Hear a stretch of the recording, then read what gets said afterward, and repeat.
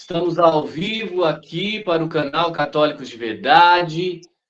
Vamos pedir que a galera aí coloque aí se o som tá bom, como que tá, se tá tudo certo. Vamos aguardar um pouquinho, o Eudes travou, vamos ver se vai voltar. Voltou, 11 pessoas. Aleluia. Eu quero que o pessoal coloque aí se tá boa a transmissão, se tá tudo certo ou não. Estão escutando bem? Fala aí, Eudes. Dá um salve para a galera. Aleluia, Tiago. Salve Maria e viva Cristo Rei. Fogo na alma, eu estou ouvindo você perfeitamente. Tá travando ou não? Tá certo? Tá dando um pouquinho de travamento aí. Você tá com a imagem parada aqui. Eu não sei como é que tá, pessoal. Vamos aí. Eita, nós. Coloca aí se tá travando, se tá tudo certo, como que tá. Beleza. Beleza, vamos só aguardar um minutinho para ver se entra mais gente. Daí nós já começa o assunto com mais pessoas. Já peço para o pessoal aí que compartilhe, curta, deixa um joinha aí. Agora soltou, Eudes, agora não está travando mais a sua. Estou vendo você piscar, então tá certo. Aleluia. Então tá, vamos começar. Então, já está com mais de 60 pessoas, ó, vamos começar. Pedir com o Eudes, então, meu irmão, seja bem-vindo. Conduza uma oração aí para a gente iniciar. Então, vamos lá, em nome do Pai, do Filho e do Espírito Santo, amém. Senhor Jesus, nós te pedimos agora que o Senhor possa enviar sobre cada um de nós a unção do teu Espírito Santo, que o Senhor possa colocar nos nossos lábios, as palavras que sozinho nós não somos capazes de falar, e ao mesmo tempo abrir os ouvidos de quem vai assistir essa live para entender a palavra que será anunciada. A tua palavra diz que o Espírito da verdade nos convencerá de toda a verdade. Nós pedimos agora a unção do Espírito Santo para convencer os nossos corações da verdade. Vem, Espírito Santo, acende no coração de cada filho amado que vai ver essa live o fogo do seu amor, e que eles sejam transformados e que a verdade possa curá-los e libertá-los pela intercessão daquela que é a esposa do Divino Espírito Santo. Rogai por nós, Santa Mãe de Deus, para que sejamos dignos das promessas de Cristo. Amém. Em nome do Pai, do Filho e do Espírito Santo. Amém. Nós temos um pequenino problema, né, Eudes? Aqui, como de apologética, aí, que é as imagens, idolatria, porque todos os dias, eu pelo menos todos os dias aqui no canal Católico de Verdade, eu recebo mensagenzinhas dos protestantes, e daí eles já vêm com Êxodo 20, Salmo 115, fala que católico é tudo adorador de imagem, que só há um mediador entre Deus e os homens, e é Jesus Cristo, que não pode pedir para Nossa Senhora, para a imagem, para santo, aquela conversa de papagaio de pirata, que é sempre a mesma conversa. Mas, passando um pouquinho de tempo, nós temos que desmascarar essa máscara protestante. Então, sim, eu queria que você já começasse esse desmascaramento hoje na nossa live. Sim. Então, vamos começar, Tiago, com 3 pontos importantes. Primeiro, é preciso dizer para as pessoas que estão nos assistindo que as igrejas protestantes da Reforma, elas usam imagem, tanto luterana quanto anglicana, e que não há nenhuma condenação das imagens pelos reformadores protestantes. Aí já é o primeiro ponto que a gente precisa ficar sabendo. Número 2, no século VII, na igreja, houve uma heresia chamada iconoclastas. Eram as pessoas que, contaminadas pelas ideias dos muçulmanos, começaram a destruir as imagens. E no ano 787, foi feito um concílio, tá? O segundo concílio ecumênico de Niceia, sobre esse assunto.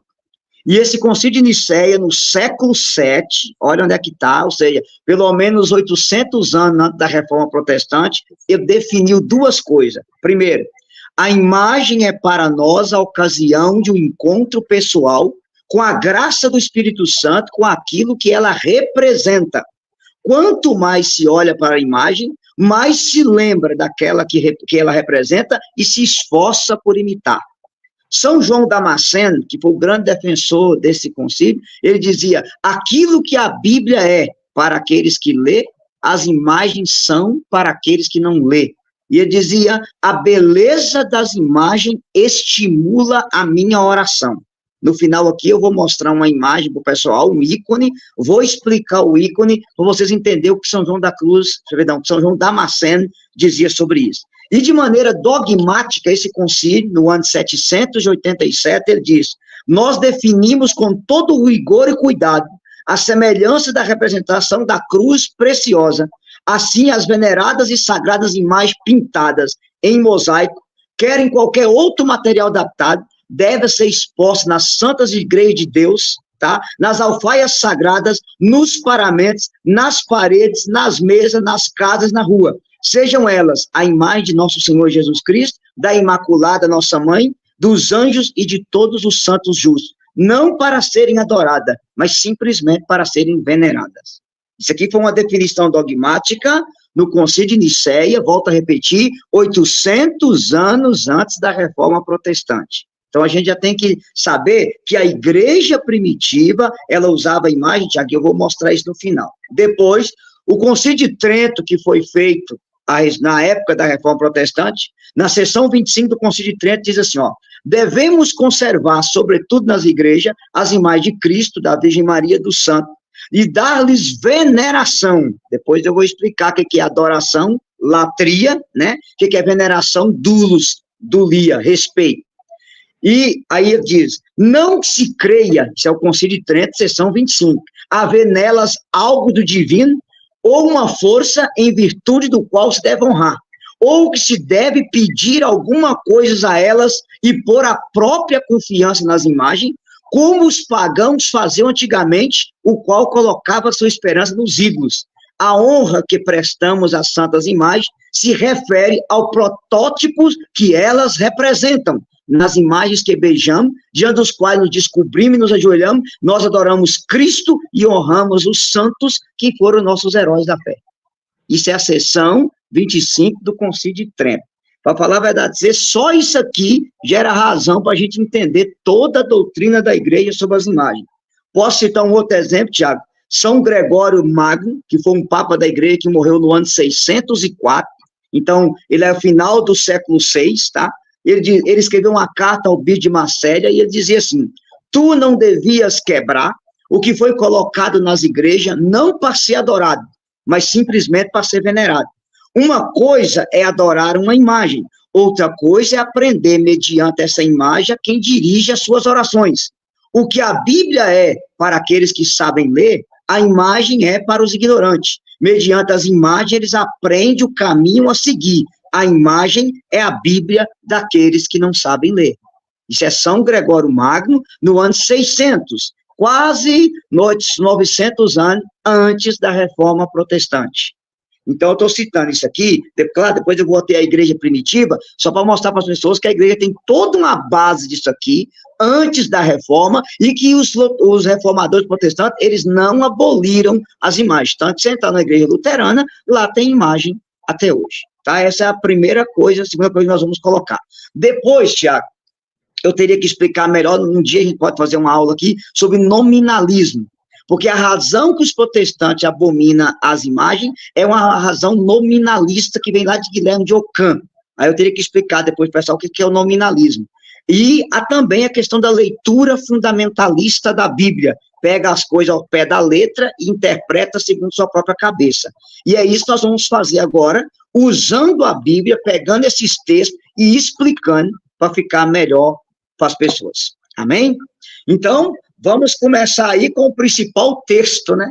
Êxodo, capítulo 20, versículo 3, 4 e 5, tá? Eu até peço você que leia para o pessoal aí, pode ler para a tradução da Bíblia Maria, Êxodo, capítulo 20, versículo 3, 4 e 5. Então tá, Bíblia da Ave Maria, página 120, quem tiver com a Bíblia da Ave Maria acompanhando a live, Êxodo 20, versículo 3. Não terá outros deuses diante de minha face. Não farás para ti escultura, nem figura alguma do que está em cima, nos céus, ou embaixo sobre a terra, ou nas águas debaixo da terra. Não te prostrará diante delas, não lhes prestará culto. Eu sou o Senhor teu Deus, um Deus zeloso, que vingo a iniquidade dos pais nos filhos, nos netos e nos bisnetos daqueles que me odeiam. Palavra do Senhor, graças a Deus. Eu vou, assim como quando a gente fez aquela live das 5 solas da Reforma Protestante, você vai lembrar, o pessoal que não acompanhou pode procurar no canal aí, qual é o pensamento protestante? Então, eu sou salvo somente pela graça, somente pela fé, tá? Creio somente na Bíblia, dependo somente de Cristo para somente a glória de Deus. O pensamento parece bonito, mas quando você vai escrafunchar lá a fundo, tá cheio de heresia. A mesma coisa é o texto aí. Texto fora do contexto vira pretexto para heresia. Olha o pensamento protestante. Se Deus proibiu fazer imagem e se prostrar diante dela, católico faz imagem e se prostra. Logo, fazer imagem e prostrar diante dela é idolatria. E como a Bíblia diz em 1 Coríntios 6:9, Gálatas 5:19, 1 Coríntios 10:19, Apocalipse 21:8, Apocalipse 22:15, 1 João 5:20, que os idólatras não herdarão o reino do céu, logo todo católico é idólatra, todo católico vai para o inferno. Percebe a dedução protestante como que é? Então, assim, pega um texto fora do contexto e ele vira pretexto para heresia e você sai acusando. Então, vamos lá, Tiago. Eu vou dar uma explicação bem simples, pegar algo teológico, mas aprofundar o texto. Primeira coisa, não terás outros deuses diante de mim, ponto. Então, nós cremos em um único Deus, Pai Todo-Poderoso. Nós não somos politeísta, nós somos monoteísta. É um Deus. Não te farás para ti imagem de escultura. De que imagem de escultura Deus está falando? Aí tá, o povo estava saindo do Egito. Agora presta atenção no detalhe, povo de Deus. De que estão figuras que estão acima no céu, embaixo sobre a terra e nas águas debaixo da terra.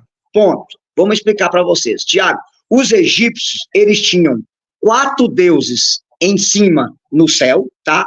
7 deuses sobre a terra e 3 debaixo da terra. Vamos lá. Os deuses que moravam no céu eram Re, Ibis, Horus e Totes.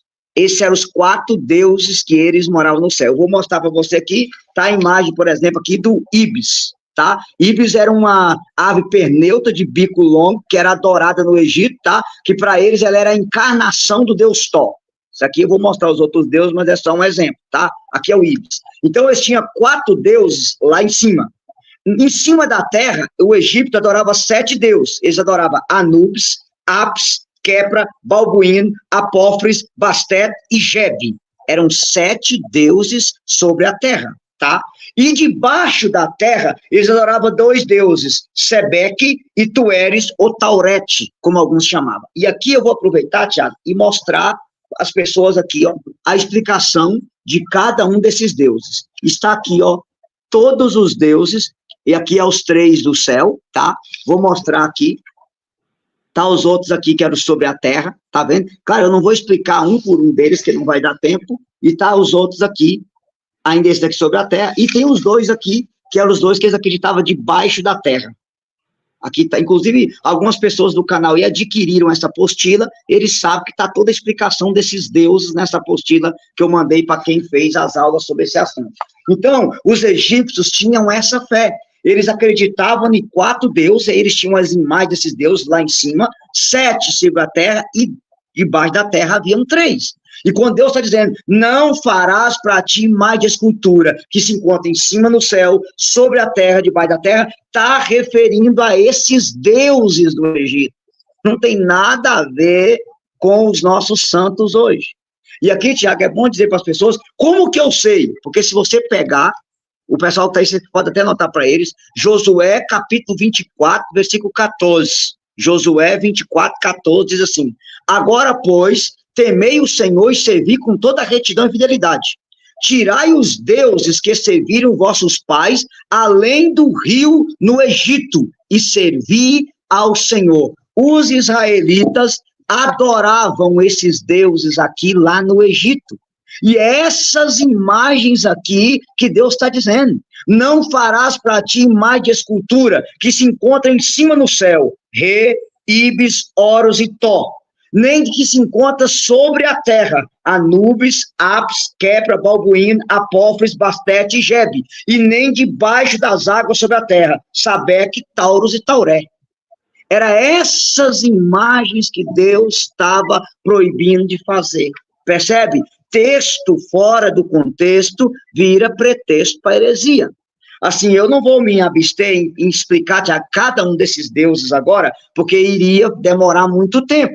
Então, por exemplo, para eles o Re era o criador de todos os deuses da ordem egípcia, então ele tinha uma cabeça de falcão, morava lá em cima, entendeu?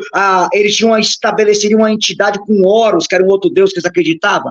Ibis é esse que eu mostrei, tá? Thor era um deus letrado, representando um homem com a cabeça de balduíno. Então, eram esses deuses que está proibido, essas imagens de deuses que está sendo proibida no texto sagrado que nós acabamos de citar aí do livro do Êxodo. Uma outra coisa importante, já que a gente tem que colocar para as pessoas, e eles têm que saber disso, é que a palavra imagem que Deus está proibindo, o texto grego de imagem tem duas palavras. Uma se diz ícone, a outra se diz eidolon.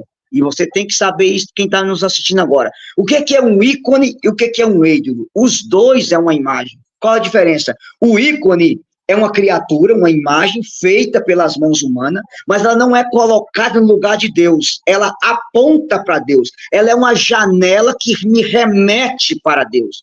O ídolo, ao contrário, também é uma imagem, mas é uma imagem de um falso Deus, tá? Que substitui o único Deus, que é atribuído àquela imagem poderes divinos e é oferecido a ela sacrifício. Se você destruir um ícone, tá? Você não está destruindo o que ele representa, mas se você destruir um ídolo, você está destruindo a divindade. Olha a diferença. Se você destruir essa imagem de Nossa Senhora aqui, você não está destruindo o que ela representa, você está destruindo só a imagem. Agora, se você destruir para os egípcios daquela época isso aqui, você está destruindo a divindade que eles acreditavam. Isso aqui é um ídolo, porque era colocado no lugar de Deus, eles adoravam isso aqui como Deus. Isso aqui é um ícone, porque isso aqui me aponta para Deus, me faz pensar em Deus, e o poder não está nisso aqui. O poder está no que isso aqui representa, que é a mãe de Jesus, que na nossa fé intercede por nós. Percebe? É uma coisa totalmente distinta uma da outra. Enquanto o ícone me aponta para Deus, o ídolo substitui Deus. Enquanto o ícone, o poder está fora dele, está naquilo que ele representa, o ídolo é atribuído a ele o poder que é divino. E é oferecido sacrifício ao ídolo como se ele fosse Deus, o que não acontece com a imagem de ícone. É totalmente diferente uma coisa da outra. Tá, aí vem aquele velho que... e antes de mostrar isso na Bíblia, Tiago, eu preciso lembrar uma coisa. É uma observação importante a gente fazer. A imagem, tanto do ídolo como do ícone, é um objeto feito pelas mãos humanas. Ponto. Tá? Mas aí tem um detalhe. Qual é o detalhe? Na nossa vida, tudo pode ser ícone e tudo pode ser ídolo. Por exemplo, você olha para a natureza, uma árvore. Se aquela árvore te faz pensar em Deus, ela te remete ao Criador, ela é ícone. Aí tem gente aí abraçando a árvore para equilibrar energia e chakra. Já virou ídolo. Você está atribuindo à árvore um poder que ela não tem. Se você usa uma planta igual comigo, ninguém pode na sua casa, que você vê que aquela planta é bonita e ela é criatura de Deus, ela é ícone. Se você usa ela acreditando que ela atrai um chakra para espantar mal olhado, ela virou ídolo. O seu dinheiro pode ser ícone e pode ser ídolo. Se ele é um dinheiro honesto, do trabalho, do suor do seu rosto, você usa ele para fazer o bem, ele é ícone. Se você é escravo do dinheiro, é um dinheiro sujo, é um dinheiro corrupto, ele virou ídolo. O seu filho pode ser ícone, pode ser ídolo. A sua esposa pode ser ícone e pode ser ídolo. Resumindo, tudo na nossa vida que ocupa o lugar de Deus é ídolo. Tudo que me aponta para Deus é ícone. Entendeu a diferença? Então, aquilo que me aponta, que me remete para Deus, é ícone. Aquilo que ocupou o lugar de Deus é ídolo. Então, quando a imagem me remete para Deus, se eu olho para uma imagem da Virgem Maria, uma imagem de Santa Teresinha, uma imagem de São Miguel, ela me aponta a Deus. Ela é ícone. O poder não está nela, o poder está em Deus. Se aquilo ocupou o lugar de Deus, aí virou um ídolo. Aí é uma outra história e o pecado é da idolatria. Estou explicando bem devagar, Tiago, se o pessoal não entender, você pede eles que pergunte que a gente explica de novo, tá? Mas vamos para a Bíblia. Aonde... Quem não tiver entendendo pode parar, né, o barco. Tá, vamos para a Bíblia. Como que eu sei disso? Porque na Bíblia, o próprio Deus mandou fazer imagem, Tiago. Aqui eu vou citar 4 versículos no livro do Êxodo, que Deus manda fazer imagem. Então vamos lá. Você que está com a palavra de Deus aí, Tiago, para eles. Êxodo 25, fazendo favor. No versículo 10, Deus manda fazer a Arca da Aliança.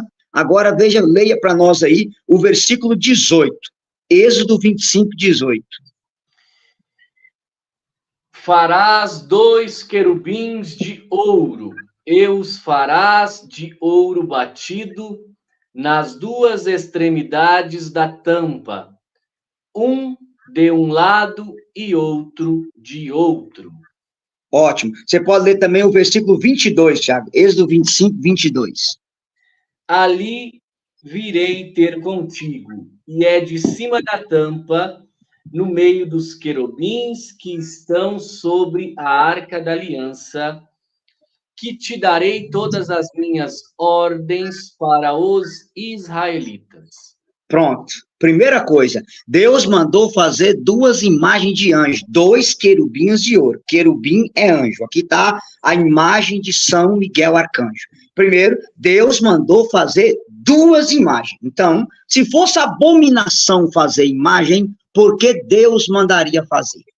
E um detalhe, além de mandar fazer imagem, ele falava com o povo de Israel no meio das 2 imagens. O texto é claro.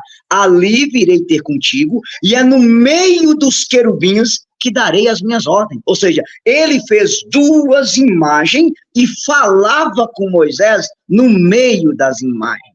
Então, veja, o querubim, aí você faz a pergunta, o poder estava naquela imagem ou estava em Deus? O poder estava em Deus. O querubim fazia milagre ou Deus fazia milagre? Deus fazia milagre. Aquela imagem tinha uma energia, alguma coisa? Não, ela não era um ídolo, ela era um ícone, porque o poder não estava na imagem. A imagem, o poder estava fora dela, ela apontava para Deus, ela não ocupava o lugar de Deus.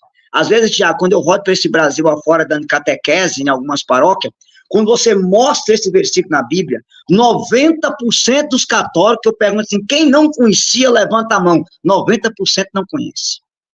Entendeu? 5 capítulos depois de Êxodo 20, Deus manda fazer imagem. Olha a profundidade. Mas não só isso, Tiago. Vamos acompanhar melhor. Êxodo 26, versículo 1. Você vai ver no tabernáculo agora. Leia só o versículo 1 para eles aí. Farás o tabernáculo com 10 cortinas de linho fino retorcido de púrpura violeta, púrpura escarlate e de carmesim, sobre as quais alguns querubins serão artisticamente bordados. Percebe? Ou seja, no tabernáculo, nas cortinas da arca, tinha querubins bordados. Veja, havia 2 imagens de ouro em cima da arca, e no tabernáculo, nas cortinas, estavam todas bordadas de imagem. Tudo Deus que mandou fazer. Agora você vira a página. Êxodo 26, versículo 31. Leia o versículo 31 para você entender. Êxodo 26, 31. Farás um véu de púrpura violeta, de púrpura escarlate, de carmesim e de linho retorcido, sobre qual serão artisticamente bordados querubins. Percebe? Ou seja, a arca tinha os querubins, as cortinas tinham os querubins, e os véus que cobria a arca, havia imagens bordadas nos véus. Parece que esses versículos passam despercebido na cabeça de alguns protestantes. É triste, mas é verdade a coisa. Outro texto sagrado, mesmo livro que você está, Êxodo capítulo 37. Êxodo capítulo 37, você pode ler o versículo 7 e o versículo 8. Êxodo 37, versículo 7 e versículo 8. Fez 2 querubins de ouro, feitos de ouro batido, nas 2 extremidades da tampa, um de um lado, outro de outro, de maneira que faziam corpo com as 2 extremidades da tampa. Veja, aí é a descrição do momento que os querubins são feitos para colocar na arca. Então, veja, só no livro do Êxodo, aqui, 4 vezes Deus mandou fazer imagem. Uma coisa é o ídolo, outra coisa é o ícone. As pessoas precisam aprender isso. Agora, Tiago, eu vou dar uma pincelada no que é idolatria, para o pessoal poder entender o que é idolatria. Primeiro, assim, eu vou ser bem direto e bem claro para o pessoal que está ouvindo, a gente ir direto no assunto. Tiago, a idolatria são 4 coisas principais. Primeira coisa que é idolatria é tudo que eu coloco no lugar de Deus. É idolatria. Segunda coisa é colocar a criatura, Romanos 1:25, no lugar do Criador. Isso é idolatria, tá? E a terceira coisa é divinizar aquilo que não é Deus. Eu vou explicar novamente assim, bem suave para o pessoal. Ó, colocar a criatura no lugar do Criador é a primeira coisa. Divinizar o que não é Deus é a segunda coisa. Isso aqui é excelente. E qualquer coisa que eu ocupar o lugar de Deus na minha vida é idolatria. Ponto. Depois eu vou no catecismo mostrar isso de maneira melhor para eles. Mas vamos embora lá. Eu vou mostrar para vocês aqui agora, Tiago, eu vou ler um fato de idolatria na Bíblia. Êxodo capítulo 32. É um texto muito conhecido, o texto do bezerro de ouro, mas eu vou ler só um pedacinho para o pessoal entender. Vendo que Moisés tardava a descer da montanha, o povo agrupou-se em volta de Arão e disse: vamos, faz um Deus que marche à nossa frente, porque esse Moisés que nos tirou do Egito, não sabemos o que é feito dele. Arão respondeu: tirai os brincos de ouro que estão nas orelhas de vossas mulheres, vossos filhos e vossas filhas, e trazei-me. Tiraram todos os brincos de ouro que tinha na orelha e trouxeram a Arão, o qual, tomando em suas mãos, pôs um molde e fez um bezerro de metal fundido e exclamou: eis Israel, o teu Deus que te tirou do Egito. Arão, vendo isso, construiu um altar diante dele e exclamou: amanhã haverá uma festa em honra do Senhor. No dia seguinte, pela manhã, ofereceram um holocausto e sacrifício pacífico. O povo levantou-se para comer, beber e depois foi dançar funk, forró e axé diante do bezerro. Olha que coisa terrível. O povo construiu um bezerro de ouro, uma estátua de um bezerro, colocou no altar, ofereceu um sacrifício e diz: eis, ó Israel, o teu Deus que te tirou do Egito. Eles atribuíram o poder de Deus àquele bezerro, àquela estátua. Então aquele bezerro ali não era um ícone, ele era um ídolo. Ele passou a ocupar o lugar de Deus, ele substituiu Deus e eles atribuíram ao bezerro um poder que só Deus tinha. Ou seja, a criatura ocupou o lugar do seu Criador. Agora, Tiago, eu vou te mostrar uma coisa, eu queria que você pegasse na Bíblia para eles aí, para você poder ler. Primeiro livro dos Reis, no capítulo 7, 6 e 7, Deus manda Salomão fazer o templo de Israel. Agora, presta atenção, eu queria que você lesse para eles. Primeiro Reis, capítulo 7, versículo 29. Olha o que está escrito em Primeiro Reis 7, 29. Primeiro Reis 7, 29. Isso. Nos painéis enquadrados de molduras havia leões, bois e querubins, assim como nas travessas igualmente. Por cima e por baixo dos leões e dos bois pediam grinaldas em forma de festões. Palavra do Senhor. Graças a Deus. Veja, Tiago, lá em Êxodo 32, Deus manda arrebentar o bezerro de ouro. Por quê? Porque o bezerro ocupou o lugar de Deus. Quando ele manda Salomão fazer o templo, ele coloca estátuas de boi lá no templo. Quando a criatura aponta o Criador, ela é ícone. Quando ela ocupa o lugar do Criador, ela é ídolo. Percebe a diferença? Se a criatura me aponta para o Criador, ela é ícone. Se ela ocupa o lugar do Criador, ela é ídolo. Olha a diferença de uma coisa e da outra. E aqui, eu vou voltar várias vezes nesse texto, Tiago, mas eu queria pegar um outro mais claro. Eu queria que você pegasse para mim aí 2 Reis, capítulo 18, e eu vou pegar aqui Números 21. Eu vou ler o meu texto primeiro, depois eu vou pedir você que leia o que eu vou pedir você para poder ler aí, tá bom? Então, você vai pegar 2 Reis, capítulo 18, beleza? E eu vou pegar aqui Números, capítulo 21. Tiago, Números 21 é um texto muito conhecido. O povo começa a murmurar contra Deus, tá? Vem a serpente, pica o povo, e o povo recorre a Moisés. E o versículo 8, você pode anotar aí no no negócio para o pessoal pegar, Números 21, versículo 8 e 9. E o Senhor disse a Moisés, faz para ti uma serpente ardente e mete sobre um poste. Todo que for mordido olhando para ela será curado. Moisés fez, pois, uma serpente de bronze, fixou sobre um poste. Se alguém era mordido por uma serpente de bronze e olhava para a serpente de bronze, conservava a vida. Aqui, Tiago, há 3 coisas importantes. Primeiro, Deus mandou fazer uma imagem. É o primeiro ponto.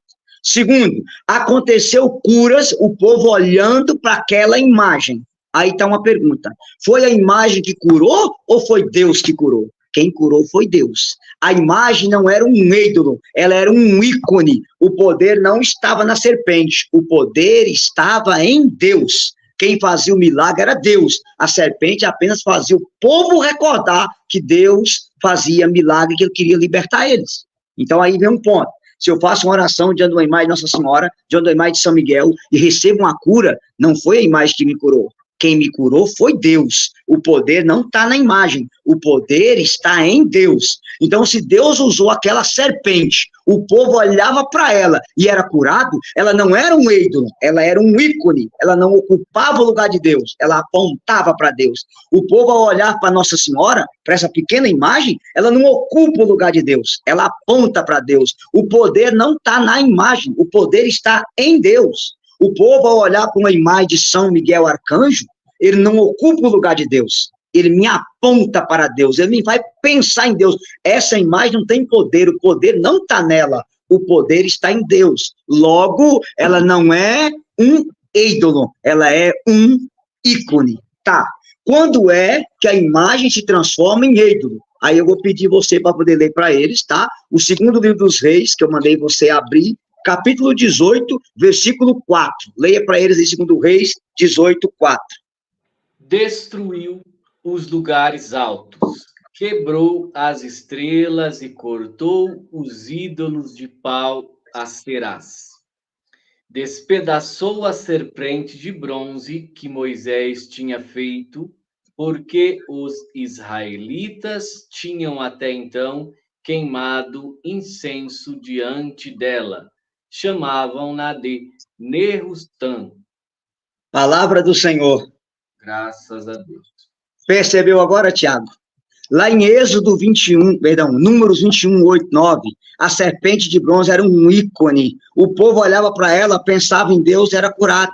Aí agora, já no tempo do rei Ezequias, ele teve que destruir, que o povo começou a atribuir à serpente um poder que ela não tinha. Chamou ela de deusa Nehushtan. E aí ela foi destruída, porque aquilo que era ícone virou ídolo, passou a ocupar o lugar de Deus.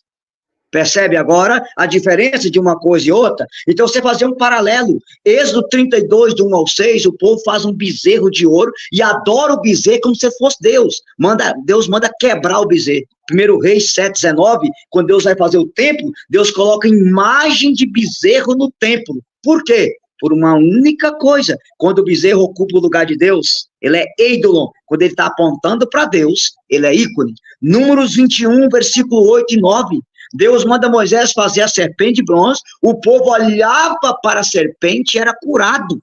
Mas quem curava não era a serpente, quem curava é Deus, ela era um ícone, ela apontava para Deus. Segundo Reis 18, versículo 4, o rei Ezequias destrói a serpente, o povo começou a oferecer incenso para ela e chamar ela de Nehushtan, tratar aquela imagem como um Deus, atribuir a ela poderes divinos. Aí ela foi destruída, porque o poder não estava nela, o poder estava em Deus. Cara, eu penso que até aqui o pessoal está entendendo. Pergunta para mim aí se tem alguma dúvida sobre o assunto para a gente continuar. Tá. Tem alguma dúvida? Tá muito claro. Coloca aí, dê um feedback, escreva no comentário aí as pessoas que estão conosco. Se está tudo certo, se está entendendo, tá? Dê um feedback para nós. Vamos ver se alguém vai falar alguma coisa. Então, se estiver ficando claro, a gente pode explicar melhor. Outro texto, Tiago, que eu quero pegar, que eu preciso que você pegue aí, livro da Sabedoria, capítulo 16, na Bíblia Ave Maria, acho que é página 855. Sabedoria 16. Eu queria que você lesse para eles, que vai ficar mais claro ainda, tá? 855 da Ave Maria. Sabedoria 16, você lê versículos 5, 6 e 7, mas quando chegar no 7, você repete ele 2 vezes para mim. Sabedoria 16, 5, 6, 7.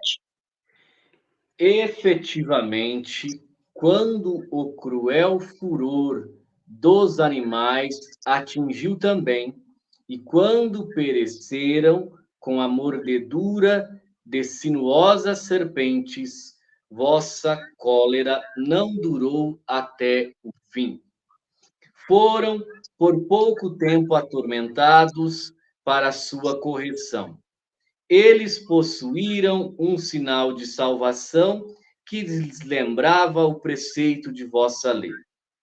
E quem se voltava para ele era salvo, não em vista do objeto que olhava, mas por vós, Senhor, que sois o Salvador de todos. E quem Isso, repete. voltava para ele era salvo, não em vista do objeto que olhava, mas por vós, Senhor, que sois o Salvador de todos. Palavra do Senhor. Graças a Deus. Cara, eu penso que mais claro do que isso é impossível. Inclusive, assim, eu preciso que você anote isso aí e manda para o pessoal que está nos acompanhando no chat. Olha, quem se voltava para o objeto, para a serpente, era curado. Não em vista do objeto, mas por vós, Senhor, que sois Salvador. Ou seja, a oração não se dirige à imagem, mas ao protótipo dela. O que é isso? Aquilo que ela representa, conforme falou com Cid Trento. Então, assim, isso aqui está claro, está nítido. Uma outra coisa, Tiago, que é bom a gente lembrar. Eles possuíam um sinal de salvação. Aqui há um peso. Por quê? O que era o sinal da salvação? A serpente levantada num poste. Aí você vai recordar que lá no Evangelho de João, na conversa de Jesus com Nicodemos, João capítulo 3, versículo 14, Jesus fala o quê? Como Moisés levantou a serpente no deserto, assim o Filho do Homem será levantado, para que todo aquele que nele crê não pereça, mas tenha a vida eterna. O povo da antiga aliança olhava com a serpente levantada num poste. Hoje o sinal da nossa salvação é a cruz. É Cristo levantado na cruz, que é o sinal da nossa salvação. Gente, qualquer criança, até o Chaves, isso, entende isso aqui, pelo amor de Deus. Entendeu? Não tem nenhuma dúvida da situação. Então, veja bem, o povo olhava para a serpente, hoje nós olhamos para a cruz. Como Moisés levantou a serpente, o Filho do Homem será levantado. Onde que ele foi levantado? Na cruz do Calvário. Por isso a cruz é o sinal da nossa salvação. A cruz, Cristo crucificado, é o sinal da salvação do povo, da nova e eterna aliança. E nós olhamos para a cruz, não vamos esquecer que Apocalipse 1, versículo 7, né? Olharão para aquele que o transpassaram. Nós olhamos para a cruz, como o povo da antiga aliança olhava para a serpente levantada em um poste. Então, assim, eu penso que aqui a gente já precisa entender a ligação da antiga aliança com a nova aliança. Mas vamos lá, Tiago, eu penso que até agora eu vou pegar alguns textos mais importantes. O pessoal respondeu, disse que está tudo certo, está claro, está tudo entendido. Então, beleza, maravilha. Agora vamos para um outro ponto, Tiago, que a gente tem que ter noção. Para acusar a gente de idólatra, os protestantes, eles usam a técnica calvinista, né, de bombardear você do versículo bíblico. Então, Êxodo 20, Deuteronômio 4:14, Deuteronômio 5:8, Levítico 26, versículo 1, Salmo 115, Salmo 135, Isaías 42:8, Isaías 44:9-14, Isaías 45:20, Abacuque 2:18, Gálatas 5:19, 1 Coríntios 10:6-9, 1 Coríntios 10:16, 1 João 5:20 e Apocalipse 21:8 e Apocalipse 22:15. Olha pra você ver, a cabeça aqui desse tamanho é boa que decora. Então, vamos lá. Eu poderia pegar esses versículos e ia ficar a noite toda explicando, mas vamos pegar os principais, porque todos eles têm o mesmo sentido. Então, a gente vai pegar agora o Salmo 115, que é um dos mais usados, que na Bíblia da Ave Maria, quem está com a Bíblia da Ave Maria é o 113, né? Porque é a tradução grega. Então, eu queria que você lesse para eles aí, Salmo 113 na Ave Maria, 115 nas outras, o versículo 3, 4, 5, 6 e 7, fazendo favor. O mar à vista disso, fugiu. O Jordão volveu atrás.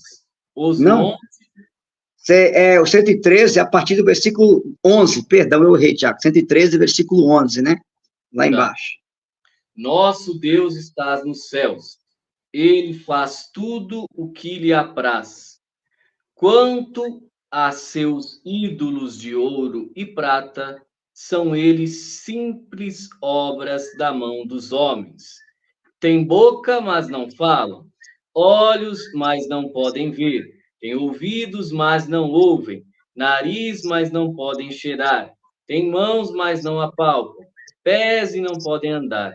Tua garganta não emite som algum.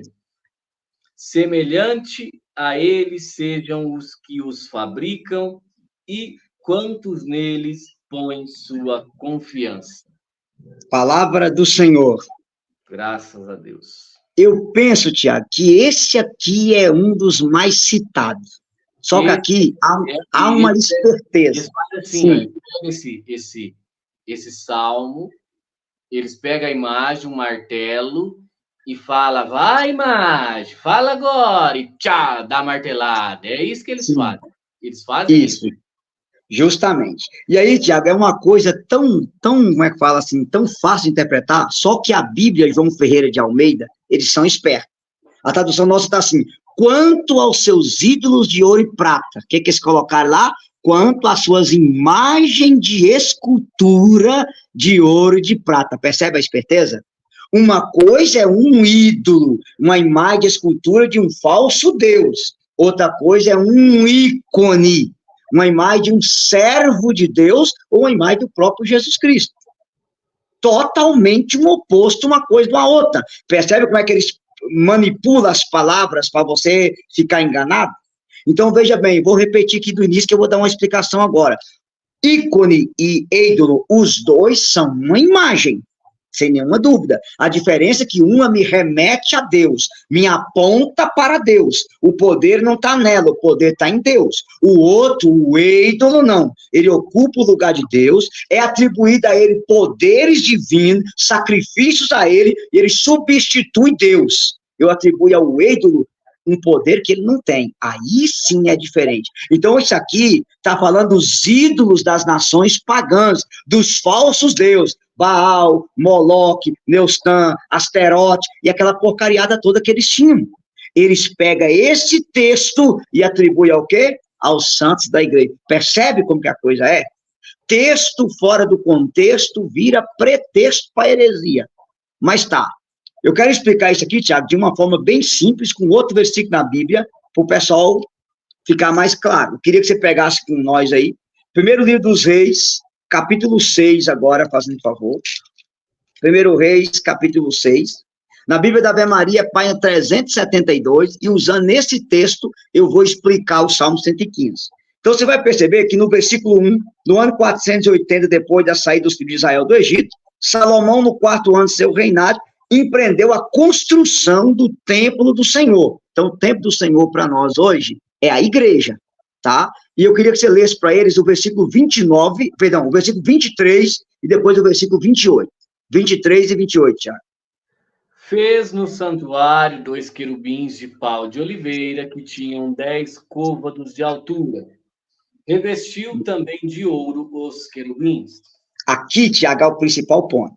2 querubins de pau de oliveira, de madeira, de 5 metros de altura, que é 10 côvados. O côvado é a medida do seu dedo medindo o cotovelo. Então, é meio metro. Então, os querubins tinham 5 metros de altura, de pau de oliveira. Aí é uma pergunta. Tinha asa? Tinha. Voava? Não.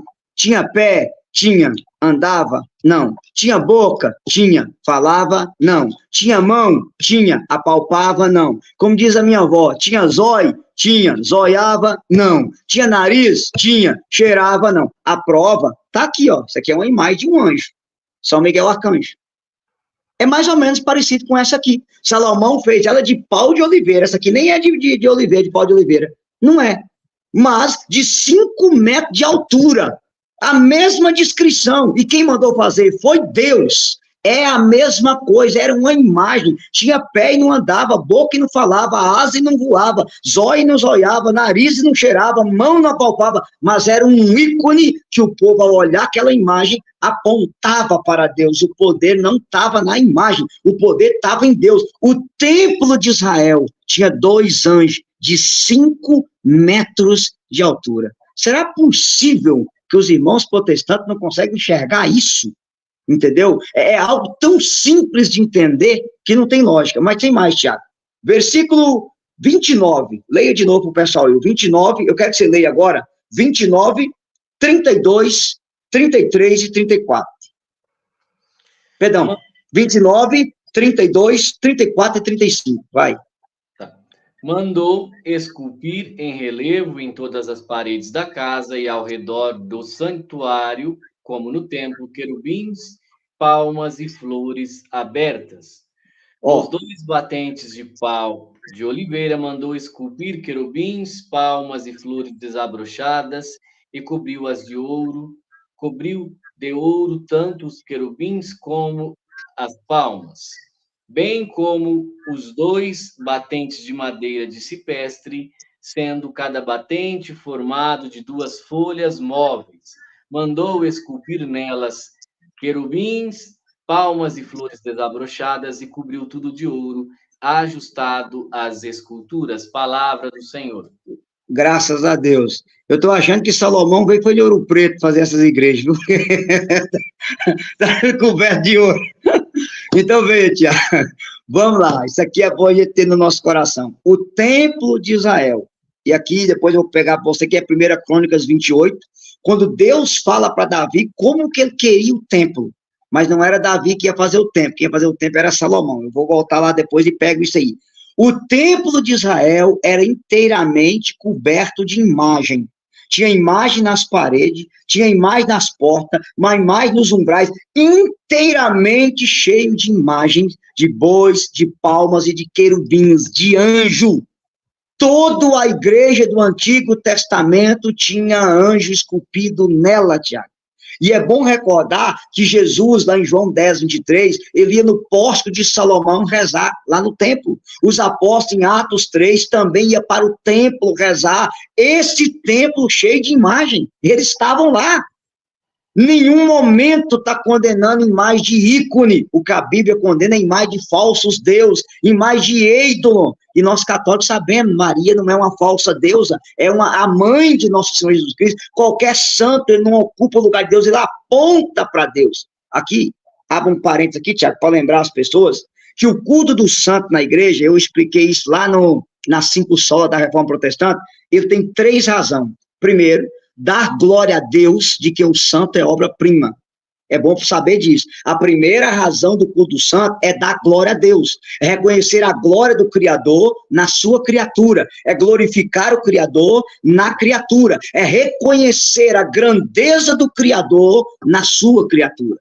Eu me lembro que eu até contei para você a história de Santa Gertrudes, que ela foi na igreja do dia da Assunção de Maria, o padre pregou a missa toda sobre Maria, e ela foi para o sacrário rezar e falou: Jesus, eu vim aqui te amar, te adorar, te glorificar. O padre só falou da sua mãe, só exaltou a sua mãe, e Jesus apareceu para ela e disse: Gertrudes, nunca mais repita isso. Toda a glória dada à minha mãe é dada para mim, porque tudo que a minha mãe tem foi eu que dei para ela. Aí os protestantes vão pegar Apocalipse 15, mas a Bíblia diz que só Deus é santo. Sim, Deus é santo por natureza, os outros são santos por graça. É bom ter isso no coração, tá? Jesus é santo por natureza, os outros é santo por graça. É diferente uma coisa da outra. 1 Pedro 1, versículo 15, sede santo como vosso Pai do céu é santo. Hebreus 12, 14, sem santidade ninguém poderá ver o Senhor. 1 Tessalonicenses 4, versículo 3, essa é a vontade de Deus, a vossa santificação, com um detalhe. Tanto na carta aos Efésios, como na carta aos Romanos, como na carta aos Coríntios, os primeiros cristãos eram chamados de santos. Paulo fala, os santos que estão em Corinto, os santos que estão em Roma, eram chamados de santos, como santificados por nosso Senhor Jesus Cristo. Ele é santo por natureza, eles foram santos por graça. Nós seremos, em nome de Jesus, santos pela graça. O pessoal confunde muito isso. Então, a primeira razão do culto do santo é dar glória a Deus, é reconhecer a glória do Criador na criatura. A segunda razão do culto do santo, Tiago, é modelo de vida a ser imitado. Quando a igreja coloca um santo, é para dizer a você que ele imitou Cristo e que você pode imitar ele, que se você imitar ele, você está imitando Jesus. Aonde que está isso na Bíblia, cabeção? 1 Coríntios, capítulo 11, versículo 1, Paulo diz, sede meus imitadores, como eu sou de Cristo. Filipenses 3,17, sede meus imitadores, como eu sou do Senhor. Hebreus 13, versículo 7, lembrai daqueles que vos pregaram a palavra, que são vossos guias, imitai-lhes a fé. Cara, isso está na palavra de Deus. Eu sei que eu estou falando isso rápido, Tiago, mas o pessoal depois pode pegar e parar e anotar. 1 Coríntios 11, versículo 1, Filipenses 3,17, Hebreus 13, versículo 7. Está na palavra de Deus. Então, o santo é um modelo de vida a ser imitado. E a terceira razão é porque eles são nossos intercessores. Aí o protestante já vai pegar o negócio lá, né? 1 Timóteo 2, versículo 5. Porque há um só mediador entre Deus e os homens, Jesus Cristo, o homem, que se entregou pelo resgate de todos. Sim, meu irmão protestante. Está lá no parágrafo 950 do Catecismo. Jesus é o único mediador, mas Jesus é o único mediador de salvação. Nós somos mediadores de prece, eu posso pedir a graça por você. E a igreja que reina com Cristo, que é a igreja triunfante, os santos que estão lá são mediadores de prece. O católico não reza ao santo, ele reza com o santo a Jesus. Olha a diferença. Jesus é o único mediador de salvação, que se entregou por nosso resgate. Só ele pode salvar. Ele morreu como homem e nos salvou como Deus. Ele era 100% homem, 100% Deus. Ninguém vem ao Pai senão por mim. Só ele desceu do céu para abrir o céu para cada um de nós.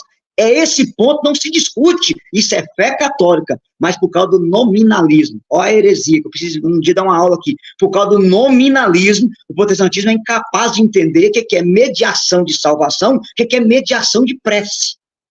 E aí, Tiago, é bom nós entender que quando Cristo morreu na cruz, a partir da morte de Cristo, a morte está vencida. Então, em Cristo, a igreja triunfante, que já reina com Cristo, a igreja padecente, a igreja militante, é uma única igreja, unida ao seu Senhor e cabeça, que é Cristo. Então, com a morte, não se encerra a comunhão dos santos, a comunhão dos carismas, a comunhão das pessoas santas, como fala o catecismo. Então, a gente tem que ter essa noção. Cristo venceu a morte com a sua morte, e em Cristo nós somos uma única igreja. A igreja que já reina com ele, a igreja que padece, e a igreja que milita por ele. E nele nós somos uma única igreja.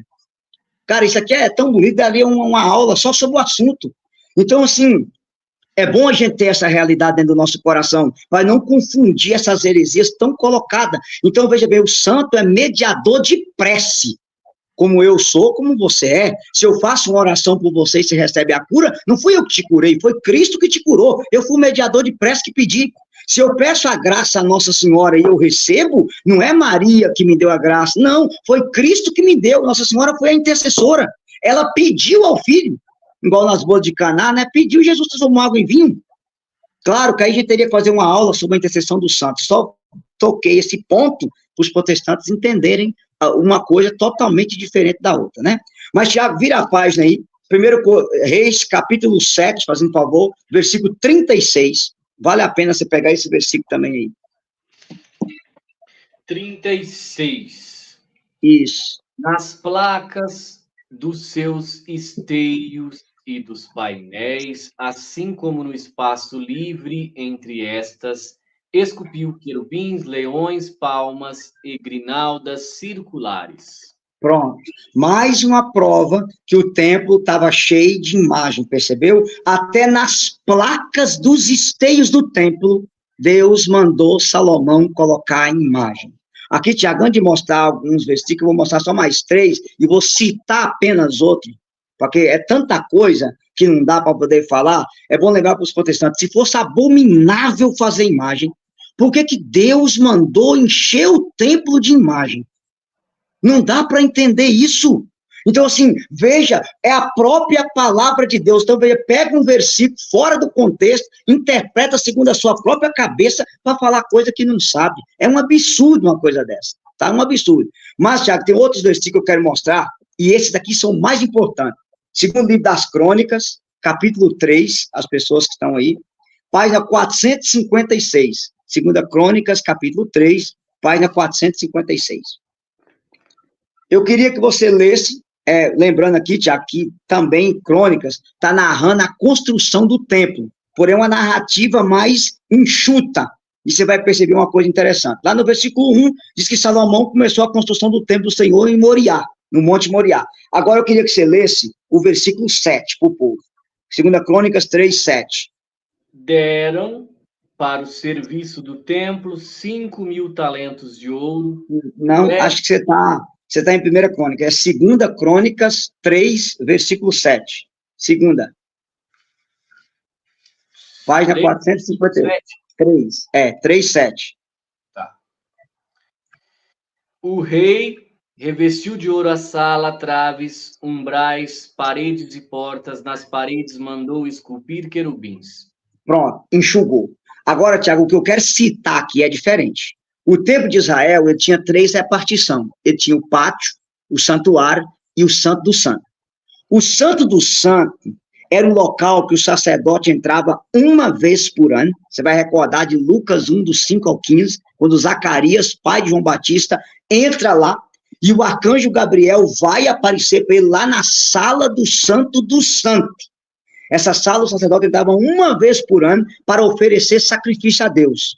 Com um detalhe, ele entrava com a corda amarrada pelo pé, porque no pensamento dele, se ele entrasse lá em pecado, caía fogo, ele morreria, e o povo não poderia entrar. Tirava ele arrastando pela corda. Esse local era chamado de Santo do Santo.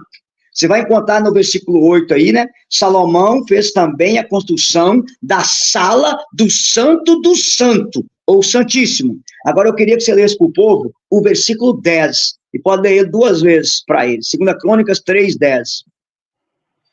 Para o interior do Santo dos Santos, mandou esculpir 2 querubins e os revestiu de ouro.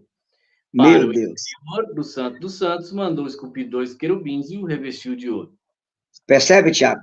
Olha, no local mais santo do templo, chamado de Santo dos Santos, Deus mandou colocar lá 2 querubins de ouro. Se fosse abominável fazer imagem, por que Deus mandaria colocar 2 imagens dentro do Santo do Santo? Não dá para entender uma coisa dessa, cara. Não dá. Aí vem uma outra coisa que eu quero mandar você citar para eles, que é o versículo 14. Por quê? Quando Jesus morreu, havia uma toalha que separava o santuário do Santo do Santo. Olha o que está escrito aí, versículo 14, para eles. O rei mandou fazer a cortina de púrpura violeta, carmesim e de linho fino, e mandou bordar querubins. E mandou bordar nela querubins. Tiago, até mesmo a toalha que separava o santuário do Santo do Santo, havia imagem pintada nela.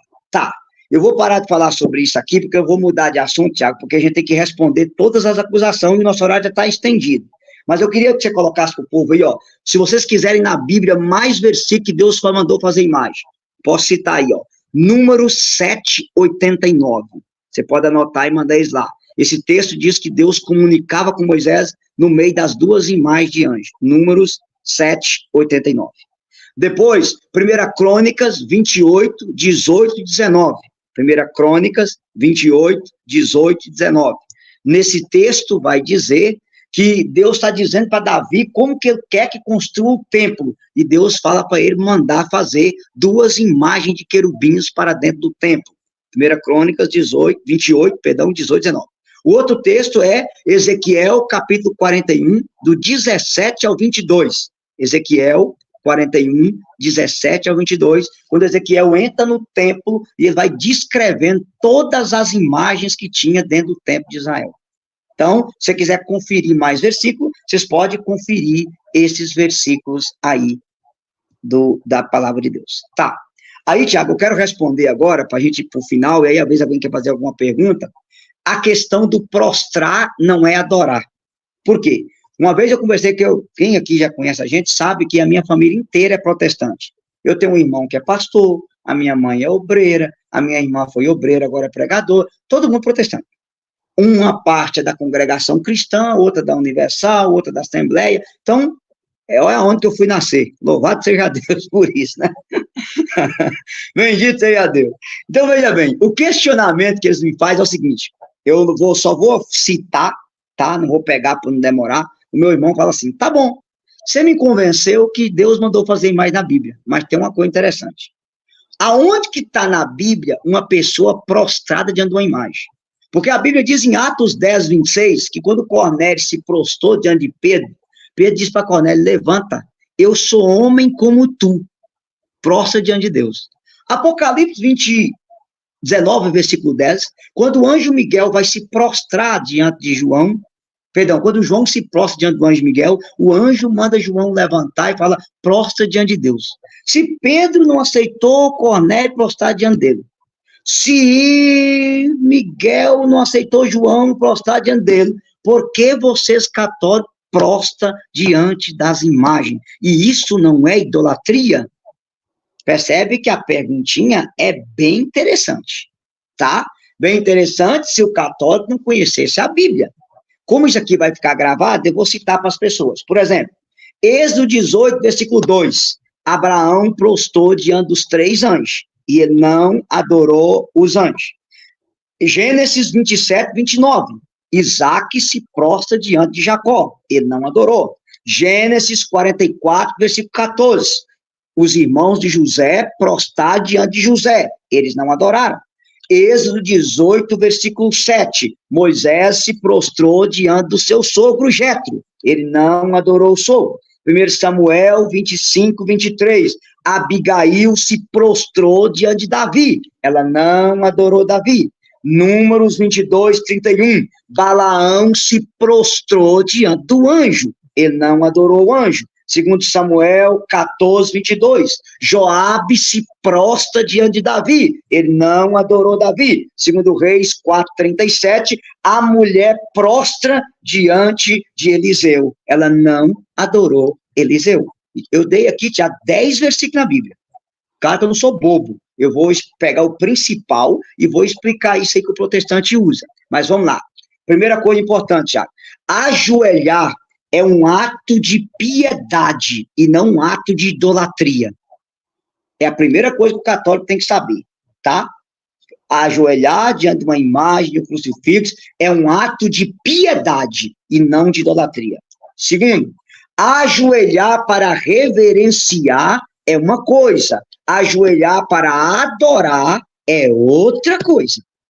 Tem diferença. Então, aqui Frei Damião, aquele profeta lá do Nordeste, dizia, né, católico, o seu joelho se dobra diante do crucifixo, mas a sua alma se curva diante daquele que foi crucificado.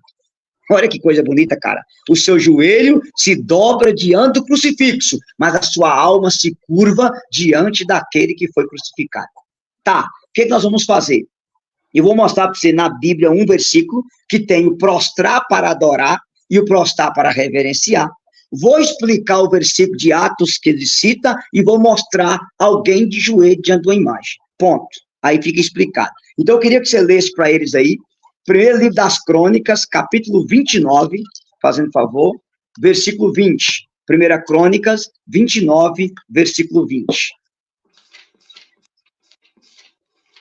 Crônicas 29, versículo 20. Isso. Primeira Crônicas 29 e 20. Depois disse a toda a assembleia: bendizei ao Senhor nosso Deus, e toda a assembleia bendisse ao Senhor, o Deus de seus pais, inclinando-se e prostrando-se diante do Senhor e diante do rei. Percebeu? Diante do Senhor, eles adoraram. Diante dos reis, eles reverenciaram. O rei aí é Davi. Então, nesse versículo, há a diferença da prostrar para venerar, para respeitar, sinal de respeito, para reverenciar, e o prostrar para adorar. Diante do rei Davi, eles reverenciaram. Diante de Deus, eles adoraram. Volto à questão do nominalismo de Guilherme de Ockham. Ou seja, o que é o nominalismo? Se você prostra, já é adoração. O protestante é incapaz de entender que tem o prostrar para reverenciar e o prostrar para adorar. Agora, Tiago, Vamos embora pegar o... Sim. A gente pode dar um exemplo que não é nem católico, mas os japoneses, eles, por respeito ao outro, eles reverenciam o outro quando eles vão cumprimentar. Sim, justamente. E eles estão adorando só porque eles reverenciaram? Claro que não. Os soldados diante da bandeira nacional, eles reverenciam a bandeira, mas eles não reverenciam o objeto, mas aquilo que o objeto representa. Entendeu? Simplesmente. Agora, Tiago, eu queria que você pegasse o Atos 10, versículo 25, lá na página 1426, Atos 10, 25, e leia para o pessoal aí o que está escrito em Atos 10, 25, para você entender. Atos 10, 25. 25. Isso. Quando Pedro estava para entrar, Cornélio saiu a recebê-lo e prostrou-se aos seus pés para adorá-lo. Percebeu agora? Aí Pedro fala, levanta, eu sou homem como tu. Cornélio se prostrou para adorá-lo e não para reverenciá-lo. Olha a diferença, Tiago. Olha a diferença. Então, o pessoal tem que ter esse conhecimento, católico que está nos assistindo, que vai ver essa live depois, pelo amor de Deus, compre uma Bíblia, compre um catecismo da igreja, leia, estude. Católico ignorante é futuro protestante, protestante que procura a verdade, volta para a igreja católica, que ela é a coluna e sustentáculo da verdade, 1 Timóteo 3,15. Então, assim, é umas coisas que... E agora vem, mas aonde está na Bíblia uma pessoa de joelho diante de uma imagem? Aí nós, cabeção não é bobo, eu vou mostrar. Pega para mim, Tiago, nós vamos ler para eles, livro de Josué, fazendo favor, capítulo 7. Josué, capítulo 7, versículo 6, página 258. Josué, capítulo 7, versículo 6, página 258. Josué rasgou suas vestes e prostrou-se em face por terra até a tarde diante da arca do Senhor, tanto ele como os anciãos de Israel, e cobriram de pó suas cabeças. Pronto, Tiago. Ele rasgou as vestes e prostrou diante da arca. Vamos supor que a minha Bíblia é a arca. A arca tinha o que em cima dela? 2 imagens, 2 querubins de ouro. Josué rasgou as suas vestes e prostrou com a face por terra diante de 2 imagens. Está claro na palavra de Deus. Inclusive, eu trouxe para mostrar aqui, não vai dar pepino, porque ninguém vai saber quem é. Eu até fiz questão de pegar na internet, já de imprimir. Esse casal de pastores evangélicos da Igreja Assembleia de Deus, vou mostrar mais perto, de joelho diante de uma arca com 2 imagens em cima. E depois essa galera tem coragem de chamar a gente de idólatra. Entendeu? Hoje tem igreja evangélica fazendo procissão com a arca, com essas 2 imagens em cima. Pelo amor de Deus, cara. Então, assim, é uma coisa que não dá para entender. Agora, algumas pessoas me perguntam assim, Eudes, pode ser que tenha católico que adora imagem? Tiago, a gente não está no coração de ninguém. Pode ser.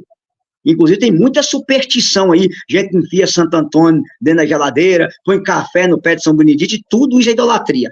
Tudo isso é coisa do cão. Gente que vai a Bom Jesus da Lapa e bate uma pedrinha lá, se a pedrinha tinia, eu volto, não tinia, eu não volto. Infelizmente, há muita superstição religiosa usando o nome do santo. E isso é idolatria mesmo. Mas isso não é o ensino da Igreja Católica. Isso aí é devoção particular, devoção popular, infelizmente exagerada, sem uma verdadeira catequese. Infelizmente, graças à heresia da libertação, que tirou a beleza da catequese do povo católico. Isso aí é uma outra história, tá? Tem nada a ver uma coisa com a outra. Uma outra coisa, Tiago, antes de eu falar, que eu preciso encerrar falando das procissões, eu queria só lembrar para o povo, e falar um pouquinho de idolatria também, o que São João da Cruz, São João Damasceno, dizia lá no século VII, a beleza das imagens estimula a minha oração.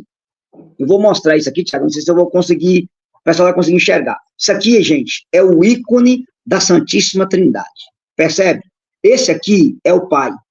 Ele tem uma roupa que você não sabe descrever, porque não tem como você descrever quem é Deus. No dia que você entender Deus, ele deixa de ser Deus. O peito do Pai é azul, porque Deus é amor.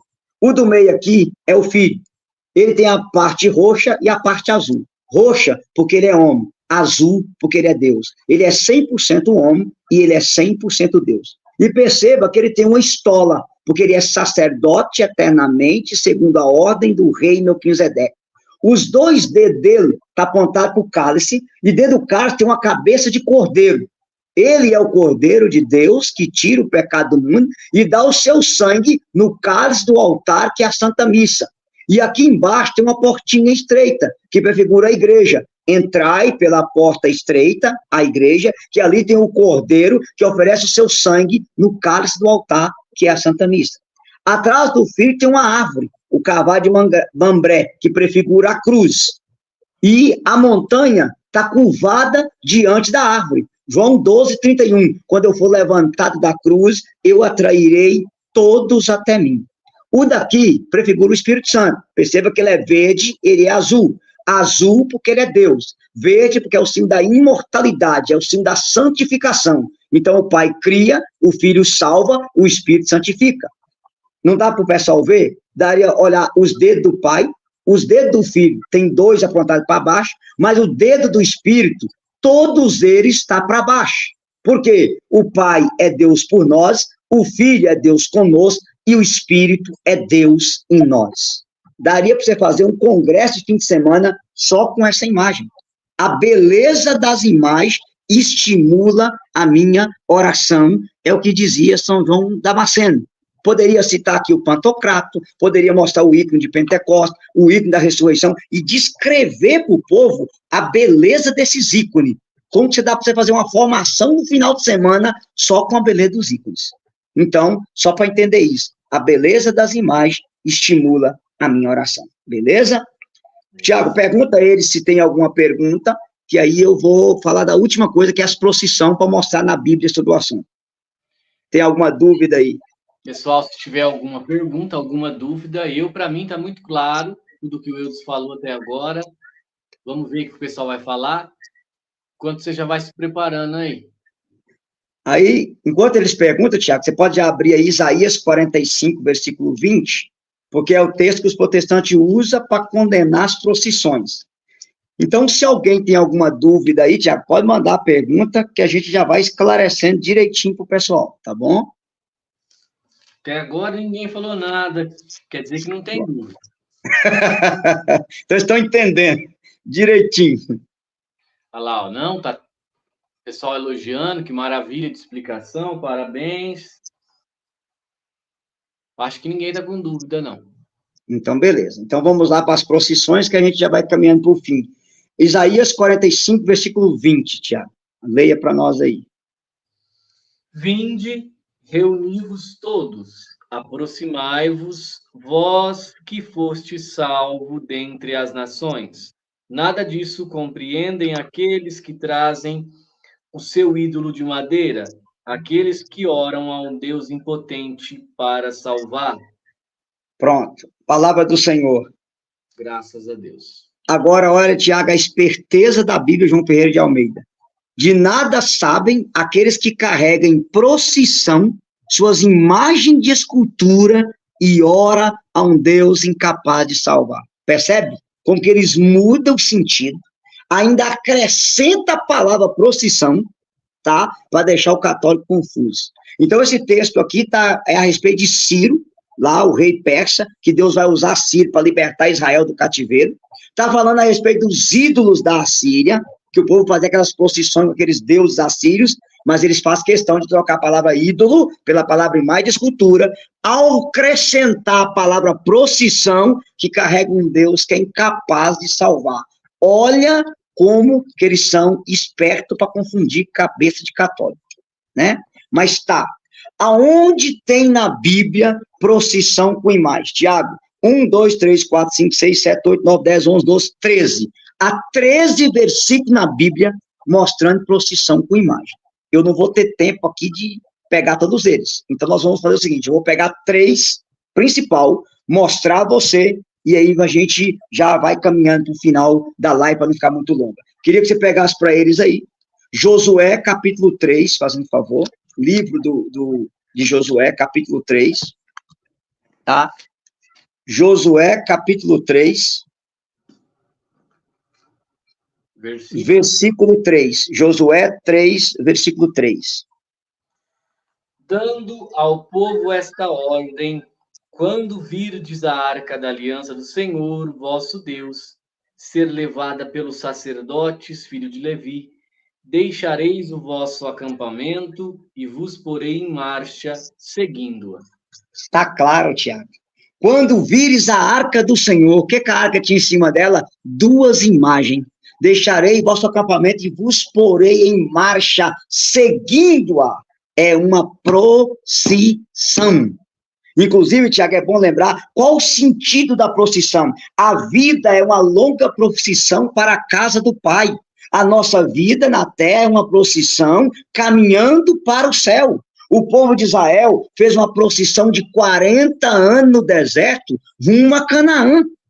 A nossa vida é uma eterna procissão caminhando para Deus, eterna entre aspas, né? Caminhando para Deus. Então o povo fez uma procissão carregando a... Só queria lembrar, Tiago, uma outra coisa importante antes de mostrar o outro versículo, que o pessoal que mora no Nordeste, que vê essa live, sabe que o nosso povo lá do Nordeste, inclusive na minha região, que é norte de Minas, também faz isso. Quando não vem chuva, o povo tinha costume de carregar uma pedra na cabeça em formato de penitência, subindo um monte e fazendo um cruzeiro, rezando o terço. E um dia eu fui perguntar de onde vem essa ideia de fazer procissão carregando pedra. Aí eu queria lembrar para você, leia aí Josué capítulo 4, versículo 4 e 5, fazendo favor. Josué 4, versículo 4 e 5. Josué convocou os 12 homens escolhidos, um por tribo, entre os filhos de Israel, e disse-lhes: Ide adiante da arca do Senhor, vosso Deus, no meio do Jordão, e cada um de vós, segundo o número das tribos de Israel, carregue uma pedra no seu ombro. Pronto. Carregue uma pedra no seu ombro. Uma procissão em formato de penitência. Percebe? Como que essas pequenas coisas passam de ser percebidas? Terceiro versículo, claro, sobre procissão na Bíblia com imagem, Tiago. Josué 6, versículos 6 e 7. Leia aí para o povo. Josué, capítulo 6, versículos 6 e 7. Josué, filho de Num, convocou o sacerdote e disse-lhes: Levai a arca da aliança, e 7 sacerdotes estejam dela trocando as trombetas. E disse em seguida ao povo: Avante, dai volta à cidade, marchando os guerreiros diante da arca do Senhor. Pronto. As muralhas de Jericó, o povo deu 7 voltas atrás da arca. Foi uma procissão. O que a arca tinha em cima dela? 2 querubins de ouro. Esses eram uma procissão usando imagem. O pior é que a gente está cansado de ver pregação sobre o cerco de Jericó, fazer cerco de Jericó, e parece que o povo católico esquece que o cerco de Jericó foi uma procissão usando 2 imagens, gente. E aqui, Tiago, eu poderia citar, por exemplo, falei aqui, ó, Números 10, 33, 36. É a primeira procissão da Bíblia. Moisés faz uma procissão com a arca. Depois, 1 Samuel 4, versículo 4 e 5. Há uma outra procissão quando a arca caminha para a guerra com os filisteus. Depois, 2 Samuel 6, do 1 ao 23. Davi vai transportar a arca de Obed para a casa de Obed-edom, depois do santuário. É uma procissão. 1 Crônicas, capítulo 13, do 1 ao 18. É uma outra procissão. 1 Reis, capítulo 8, versículo do 5 ao 9. É uma outra procissão. Poderia citar 2 Crônicas, capítulo 5, do 5 ao 8. Também tem uma outra procissão. Tudo usando a arca da aliança, com as 2 imagens de querubim em cima dela. Então, vamos contar outra, porque essa daí não cola a questão das imagens. Mas, Tiago, eu preciso, antes de mostrar o catecismo para encerrar, mostrar para o povo uma outra coisa. Aí vem, a igreja primitiva usava ou não usava imagem? Usava, tá? Eu vou mostrar para o pessoal, ó, essas imagens aqui é tudo do século I, século II e século III. Aqui, por exemplo, a catacumba de Priscila tem os 3 jovens na fornalha, Sidraque, Misaque e Abidego. Tá aqui, ó, século II. Depois, a catacumba de São Marcelino, Jonas saindo da barriga do peixe, século II.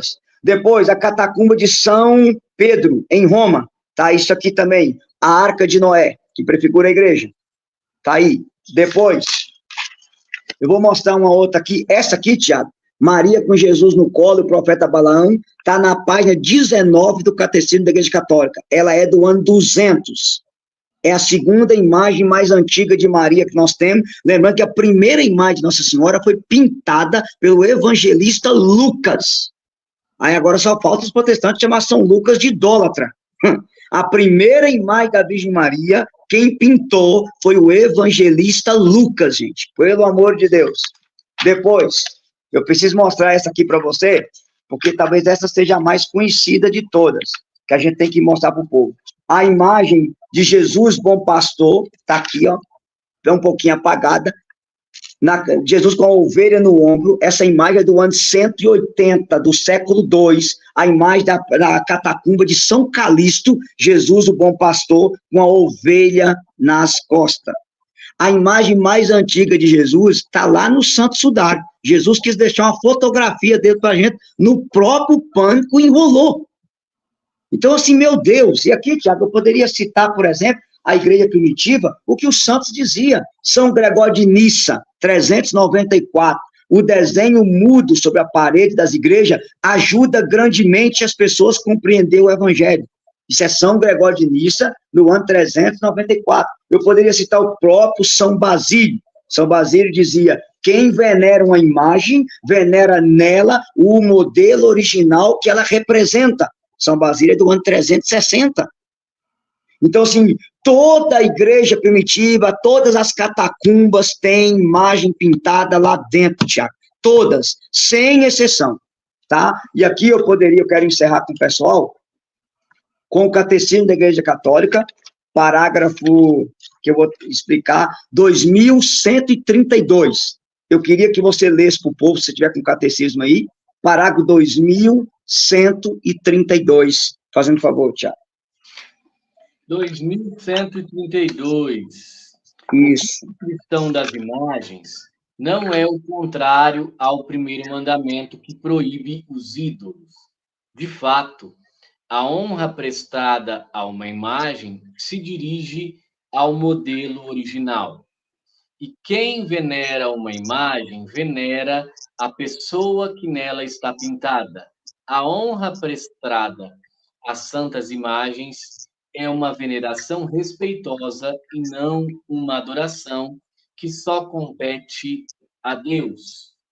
O culto da religião que não se dirige às imagens em si como realidades, mas as considera em seu aspecto próprio de imagens que nos conduzem ao Deus encarnado, ora, o movimento que se dirige à imagem enquanto tal não termina nela, mas tende para a realidade da qual é imagem. Pronto, está toda a explicação nesse parágrafo do catecismo, Tiago. Então, veja bem, eu vou repetir aqui, ó, gente, a palavra adoração é latria. O culto de latria na igreja é prestado ao Pai, ao Filho e ao Espírito Santo. Número 2, a palavra veneração é dulia. Dulia é respeito, é aquilo que o soldado faz com a bandeira nacional. Ele respeita a bandeira, ele faz um gesto de respeito. Não é o pano em si, mas aquilo que a bandeira representa. Então, o culto de dulia é um culto de respeito à imagem por aquilo que a imagem representa. É um ícone. Depois nós temos o culto de protodulia. O primeiro respeito é prestado a quem? A São José. Porque a São José? São José, ele é o maior de todos, porque ele teve duas honras. Primeiro, ele cuidou do próprio Filho de Deus. E a segunda, que é mais grave, Tiago, São José é o salvador do seu salvador, porque ele salvou Jesus das garras de Herodes. Então ele tem o maior título dos homens, porque ele salvou o seu próprio salvador. Olha que coisa maravilhosa de São José. E o quarto, o hiperdulia, ou grande respeito, é prestado à Virgem Maria, porque por meio dela, Deus veio ao mundo nos salvar.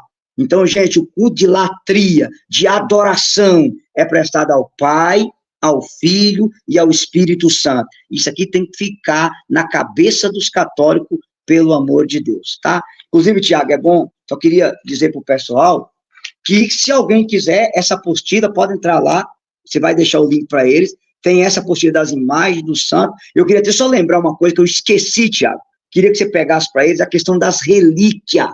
Por que que a igreja usa relíquia de santo? E a gente crê que Deus pode usar as relíquias para fazer milagre. Pode. E a base disso é bíblica. Pega para mim aí, 2 Reis, capítulo 13, fazendo favor. 2º livro dos Reis, capítulo 13. Eu queria que você lesse para eles aí, versículo 20 e 21. 2 Reis 13, 20 e 21, página 413 da Bíblia Ave Maria. Eliseu morreu e foi sepultado. Guerrilheiros moabitas faziam cada ano incursões na terra. Ora, aconteceu que um grupo de pessoas estava a enterrar um homem, viu uma turma desses guerrilheiros e jogou o cadáver no túmulo de Eliseu. O morto, ao tocar os ossos de Eliseu, voltou à vida e pôs-se de pé. Pronto, tá a base. Queria lembrar, Tiago, 4 coisas sobre as relíquias. Primeiro, quando o povo de Israel volta do Egito, eles trazem os ossos de José, tá? O respeito às relíquias. Depois, quando Elias sobe ao céu, ele joga o manto para Eliseu, Eliseu bate o manto na água do Jordão e a água se abre. Aqui, os ossos de Eliseu ressuscitam morto. Atos 19, versículo 7, diz que os lenços de Paulo eram levados aos doentes e os doentes eram curados. Essa é a base que a igreja usa, as relíquias do santo, e a gente crê que Deus, por meio delas, pode fazer milagre, e a base está aqui na palavra de Deus, tá bom? Queria deixar isso assim de lembrança. E dizer para o povo, Tiago, também, quem quiser adquirir aquele pendrive que eu tenho, que são 22 aulas sobre doutrina católica. Aí lá a gente tem tempo de trabalhar tudo. Há uma aula só das imagens, uma só de idolatria, uma só de procissão e uma só de relíquia. E uma só de santo e uma só de imortalidade da alma para responder os adventistas. Aí tem uma de sábado e domingo, tem uma sobre a virgindade perpétua de Maria, Assunção, outra de Imaculada Conceição, uma outra porque Jesus chamava Maria de mulher, tem uma do purgatório, uma das indulgências, uma das orações dos mortos. São 22 aulas. Então, se vocês quiserem, Tiago vai mandar depois o link para vocês aí. Beleza? Tiago, pergunta eles se tem alguma pergunta para a gente encerrar. Vou deixar o link na descrição do vídeo, dos cursos aí, do pendrive e da apostila do Eudes. E se tem alguma dúvida, eu acredito que não tem, o pessoal está perguntando de outra coisa, que pode ser uma live futura, né? Mas, pessoal, só agradecendo pela aula, que foi muito boa. Maravilha. Qual foi a pergunta que ela fez aí com a aula futura? Deixa eu ver aqui. Explicasse uma outra oportunidade sobre a suficiência da cruz. Ah, tá. Então a gente pode fazer uma aula sobre a cruz, sem problema. Tá bom? Porque aqui hoje, assim, a gente focou muito nessa questão das imagens, para ficar bem claro, mas a gente pode fazer depois uma aula, assim, como surgiu o sinal da cruz, a história, o significado da cruz. Então, a gente pode fazer sem problema, tá bom? Fechou. E do mais, Deus abençoe aí, profeta. E fogo na alma, homem. Agradecer o Eudes mais uma vez, né, por disponível. Dessa vez demorou para conseguir fazer essa live, mas graças a Deus saiu. E daí vai sair muitos e muitos vídeos dessa live, se Deus quiser também, para passar por vídeos menores. Beleza. Então, agradeço todo mundo que esteve presente na aula. Salve Maria, viva Cristo Rei, que Deus abençoe o descanso e agradeço o Eudes. Amém, Tiago. Deus abençoe todo mundo aí. O meu canal lá é Pregador Eudes Duarte, tem vários vídeos, se vocês quiserem participar, inclusive um sobre o purgatório que eu coloquei hoje. Deus abençoe vocês e fogo na alma e salve Maria!